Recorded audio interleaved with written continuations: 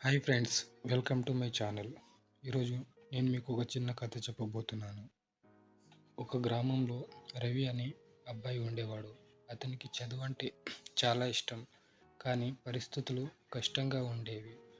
రోజు మొత్తం పొలంలో పనిచేసి రాత్రి దీపం వెలుగులో చదువుకునేవాడు. ఒకరోజు ఎవరో అతనితో ఇలా అన్నారు, ఈ పరిస్థితులను ఎలా సాధిస్తావని.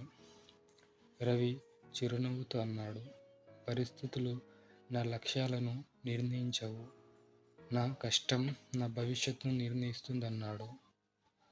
అతను అనుకో ఆగకుండా ప్రయత్నం చేస్తూ ఉన్నాడు.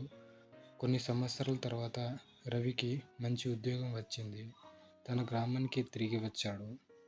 మరెందరో పిల్లలకి చదువులో సాయం చేశాడు. దీనిలో నీతి, నీ పరిస్థితులు కాదు, నీ ప్రయత్నమే నీ జీవితాన్ని మారుస్తుంది. ప్లీజ్ గైస్, నచ్చితే నా ఛానల్ని సబ్స్క్రైబ్ చేయండి, లైక్ చేయండి. Thank you.